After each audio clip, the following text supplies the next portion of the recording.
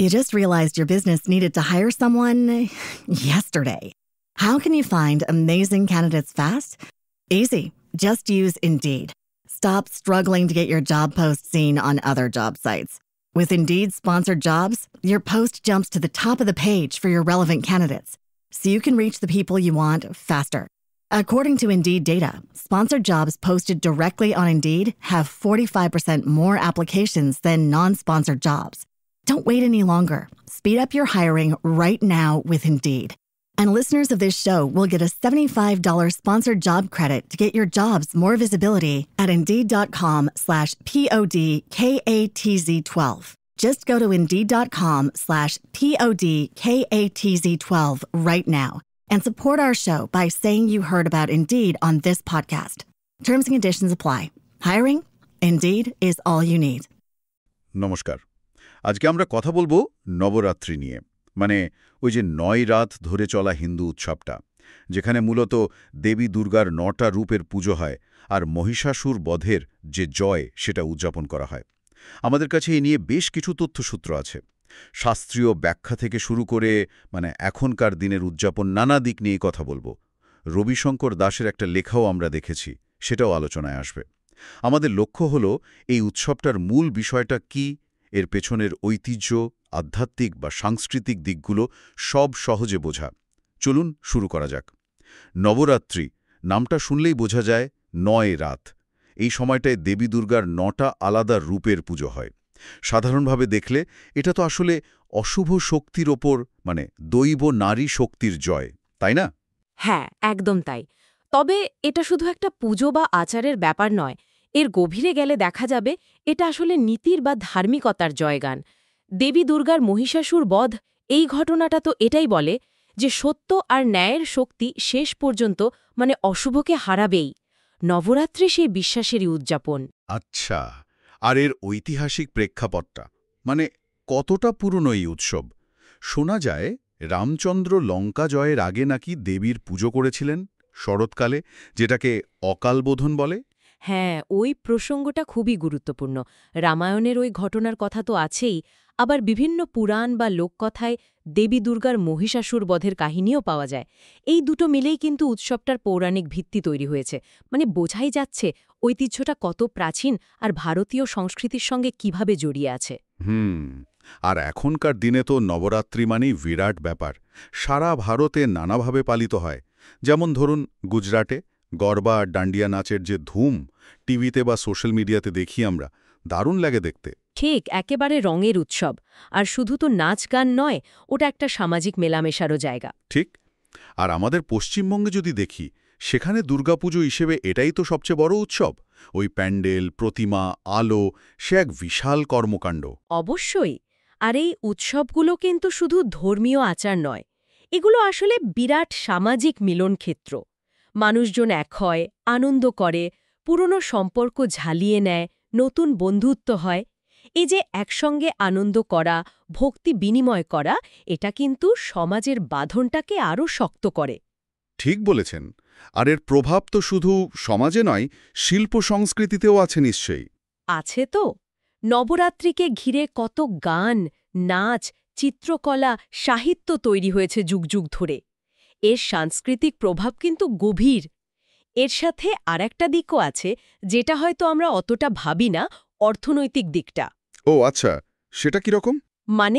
উৎসবের সময়টায় নতুন জামাকাপড়, মিষ্টি, পুজোর জিনিসপত্র, উপহার, এসবের কেনাকাটা তো বাড়ে, তাই না? এতে স্থানীয় বাজারে একটা গতি আসে। ছোট ব্যবসায়ী, কারিগর, শিল্পী, অনেকের এই সময়টায় রোজগার বাড়ে। হ্যাঁ, তা তো বটে। আর তাছাড়া বিভিন্ন অঞ্চলের মানুষ যখন উৎসবে মেশে, তখন তাদের মধ্যে সংস্কৃতির আদান প্রদানও হয়। এটাও কিন্তু এক ধরনের ঐক্য তৈরি করে। আচ্ছা, এবার আসি নবরাত্রির একেবারে কেন্দ্রে, মানে দেবীর ৯টি রূপ বা নবদুর্গার কথায়। প্রতিদিন তো একজন দেবীর পুজো হয়। হ্যাঁ, এই ৯টি রূপ আসলে দেবীরই বিভিন্ন শক্তি আর গুণের প্রকাশ। প্রত্যেকটা রূপের আলাদা নাম, আলাদা তাৎপর্য। একটু যদি সংক্ষেপে বলেন এই ৯টি রূপের ব্যাপারে। আচ্ছা, প্রথম দিন যেমন পূজিত হন শৈলপুত্রী। উনি হিমালয়ের কন্যা, পাহাড়ের মতো স্থির, আধার শক্তির প্রতীক। দ্বিতীয় দিন ব্রহ্মচারিণী, ইনি জ্ঞান, তপস্যা, সংযমের প্রতীক। তৃতীয় জন চন্দ্রঘণ্টা, যার কপালে অর্ধচন্দ্র থাকে, ইনি শান্তি আর সাহসের প্রতীক। চতুর্থ দেবী হলেন কুষ্মাণ্ডা, যাকে বলা হয় ব্রহ্মাণ্ডের সৃষ্টিকর্ত্রী। মানে সৃষ্টির দিকটা যেমন আছে তেমন কি ধ্বংস বা শক্তির অন্য রূপও আছে? অবশ্যই। যেমন ধরুন, ষষ্ঠ দিনে পূজিত হন কাত্যায়নী। ইনি ঋষি কাত্যায়নের কন্যা, দেবীর এক শক্তিশালী যোদ্ধার রূপ। মহিষাসুর বধের কাহিনীর সঙ্গে এর যোগ আছে। আবার সপ্তম রূপ কালরাত্রি। নাম শুনে বা রূপ দেখে হয়তো ভয়ঙ্কর মনে হতে পারে, কিন্তু উনি আসলে অন্ধকার, ভয় আর সব রকম অশুভ শক্তির বিনাশকারিণী। আচ্ছা। পঞ্চম রূপ হলেন স্কন্দমাতা, কার্তিকের মা, মানে মাতৃস্নেহের প্রতীক। অষ্টম রূপ মহাগৌরী, একেবারে শান্ত, পবিত্র, শুভ্রতার প্রতীক। আর নবম বা শেষ দিনে পূজিত হন সিদ্ধিদাত্রী, যিনি সব রকম সিদ্ধি বা পারদর্শিতা আর জ্ঞান দান করেন। তো এই ৯টা রূপ মিলিয়ে দেখলে মনে হয় যেন জীবনের বা আধ্যাত্মিক যাত্রার একটা পুরো চক্র। শুরু, জ্ঞান, সংযম, সৃষ্টি, পালন, সংহার, শুদ্ধি আর শেষে পরম প্রাপ্তি বা সিদ্ধি। বাহ, দারুণ ব্যাখ্যা। শাস্ত্রীয় দিক থেকে যদি দেখি, এই উৎসবের তাৎপর্যটা ঠিক কোথায়? শাস্ত্রীয় দিক থেকে দেখলে এর গুরুত্ব অনেক। প্রথমত, এটা অবশ্যই ঐশ্বরিক নারী শক্তির উদযাপন।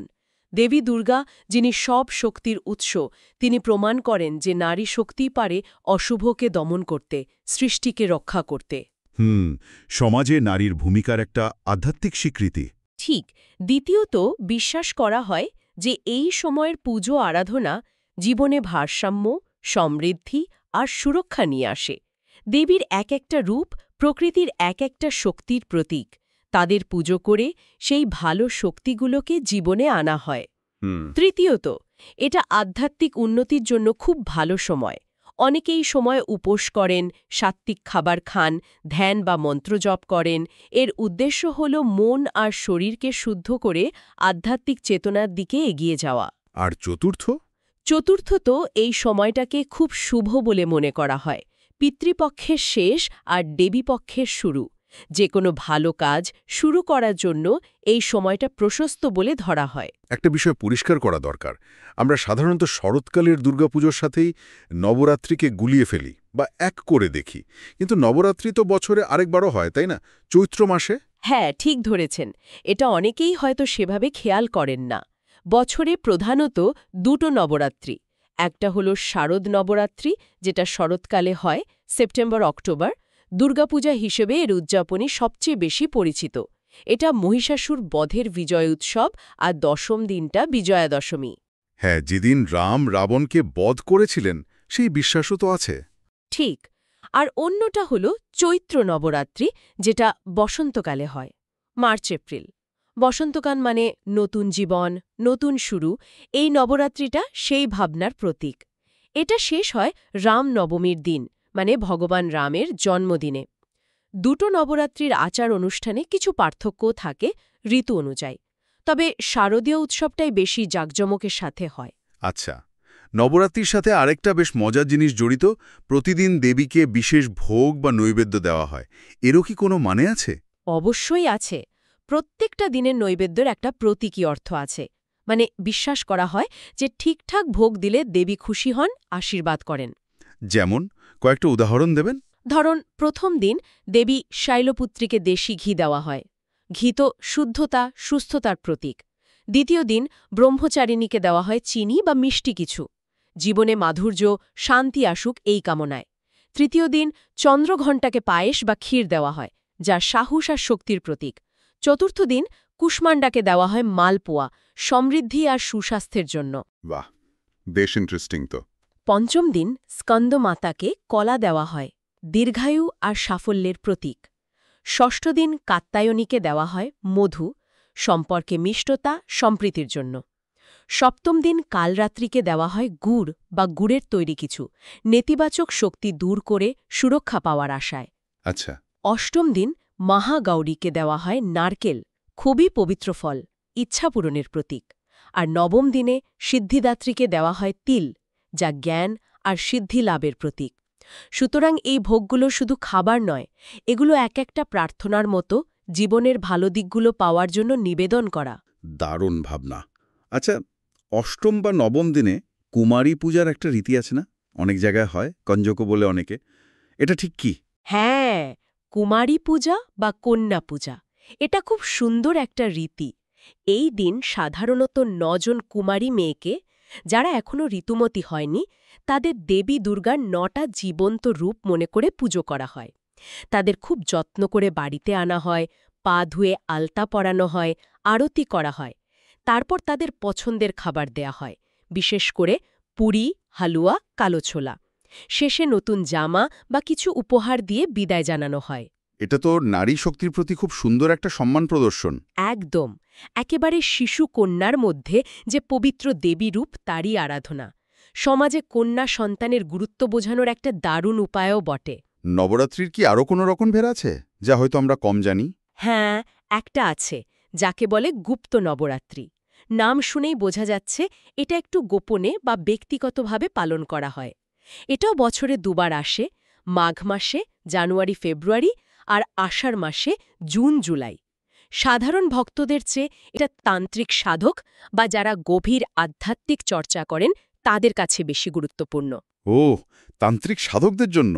হ্যাঁ, তারা এই সময়ে দশ মহাবিদ্যা মানে কালী, তারা, ত্রিপুরা সুন্দরী, ভুবনেশ্বরী সহ দেবীর যে 10টা মহৎ জ্ঞানরূপ, তাদের বিশেষ গোপন পদ্ধতিতে আরাধনা করেন। উদ্দেশ্য থাকে বিশেষ আধ্যাত্মিক শক্তি বা সিদ্ধি লাভ করা। এটা সাধারণ উৎসবের মতো নয়, অনেক বেশি নিবিড় সাধনার ব্যাপার। আচ্ছা আচ্ছা। আরেকটা জিনিসও শুনেছি, নবরাত্রির প্রতিদিনের নাকি একটা নির্দিষ্ট রং থাকে। এর কি কোনো জ্যোতিষশাস্ত্রীয় ব্যাখ্যা আছে? হ্যাঁ, এটাও নবরাত্রির একটা বেশ আকর্ষণীয় দিক। ঐতিহ্য অনুযায়ী 9টা দিনের প্রত্যেকটার সাথেই একটা করে রং জড়িত। মনে করা হয় এই রঙগুলো এক একটা গ্রহের সাথে আর দেবীর সেই দিনের রূপের সাথে সম্পর্কিত। যেমন ধরুন, হলুদ রং হয়তো জ্ঞান বা উজ্জ্বলতার প্রতীক, লাল রং কর্মশক্তি বা সাহসের, নীল রং স্থিরতা বা গভীরতার। তার মানে সেই দিনের নির্দিষ্ট রঙের পোশাক পরলে ভালো? চোখ স্থাপন সহজ হয় আর সংশ্লিষ্ট গ্রহের ভালো প্রভাব পাওয়া যায়। তবে কোন দিন কোন রং হবে সেই ক্রমটা কিন্তু প্রতি বছর পাল্টাতে পারে, মানে নবরাত্রি সপ্তাহের কোন বার থেকে শুরু হচ্ছে তার উপর নির্ভর করে। তাহলে সব মিলিয়ে আমরা যা বুঝলাম, নবরাত্রি শুধু 9 দিনের পুজো বা উৎসব নয়, এটা তার চেয়ে অনেক গভীর। এটা একদিকে যেমন নারী শক্তির জয়গান, অশুভের বিনাশের প্রতীক, তেমনি আধ্যাত্মিক উন্নতির পথ, আবার একটা বড় সামাজিক সাংস্কৃতিক মিলনক্ষেত্র। দেবীর ওই 9টা রূপ, প্রতিদিনের বিশেষ ভোগ, কুমারী পূজা, আবার চৈত্র আর শারদ নবরাত্রির তফাৎ, সব মিলিয়ে এর সম্পূর্ণ ছবিটা তৈরি হয়। নিঃসন্দেহে। আর এই আলোচনা থেকে হয়তো একটা প্রশ্ন উঠে আসে আজকের দিনের জন্য, যেটা খুবই প্রাসঙ্গিক।